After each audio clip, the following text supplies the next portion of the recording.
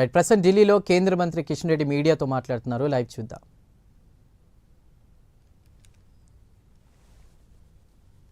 పంపించి ఏ రకంగా మన భారత సైనికుల యొక్క పరాక్రమాన్ని ప్రపంచానికి తెలిసేటట్టు జరిగిందో అది మొదటిసారని సందర్భంగా మనవిస్తున్నాను.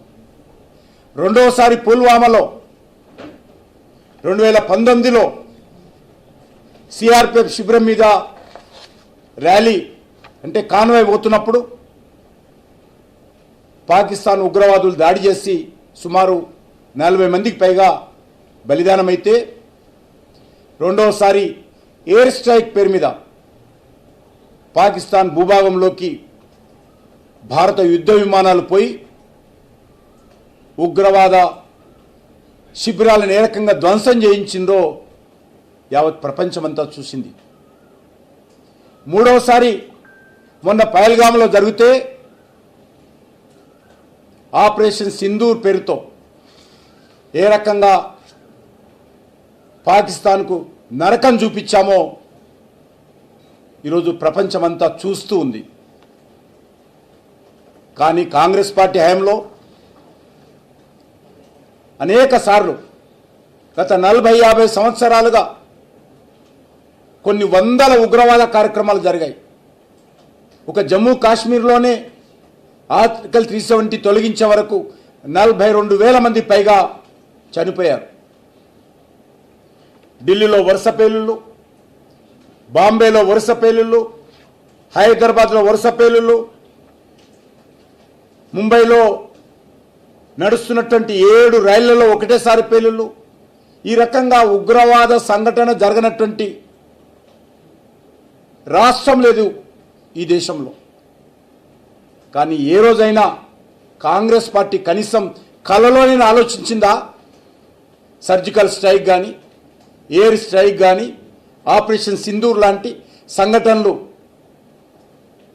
సైనికులకు స్వేచ్ఛనిచ్చి, సైనికులకు పూర్తి అధికారాలు ఇచ్చి, సైనికుల అధికారుల పర్యవేక్షణలో ఈ ఆపరేషన్ జరిపించినటువంటి చరిత్ర ఎన్నడైనా ఊహించిందా కాంగ్రెస్ పార్టీ?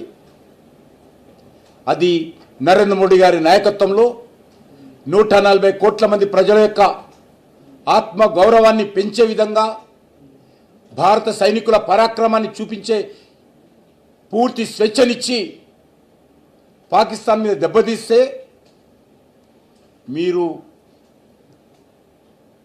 సంతోషపడకపోతే కనీసం బయటికి బాధను వ్యక్తం చేయకుండా మనం చేస్తాం.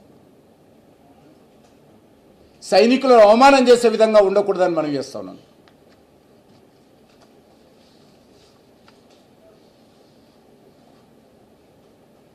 రాహుల్ గాంధీకి ఇంత దుర్బుద్ధి ఏ రకంగా వచ్చిందో నాకు అర్థం కావడం లేదు. ఎన్ని ఫైటర్ జెట్లు కూలాయో ఆయన అడుగుతాడు, నిన్న అలా ముఖ్యమంత్రితో అడిగిస్తాడు. ఎక్కడ కూలాయని అడుగుతా ఉన్నాను.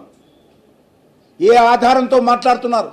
కనీసం పాకిస్తాన్ కూడా ఈరోజు వరకు మేము రఫేల్ యుద్ధ విమానం కూల్చామని అఫీషియల్గా వాళ్ళు కూడా ఒక్కరోజు కూడా మాట్లాడలేదు.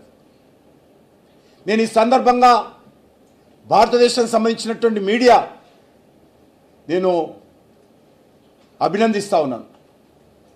చాలా అద్భుతంగా సైనికుల కండగా దేశానికి సంబంధించినటువంటి అన్ని రకాల మీడియాలు, అది ఎలక్ట్రానిక్స్ మీడియా కావచ్చు, సోషల్ మీడియా కావచ్చు, ప్రింట్ మీడియా కావచ్చు,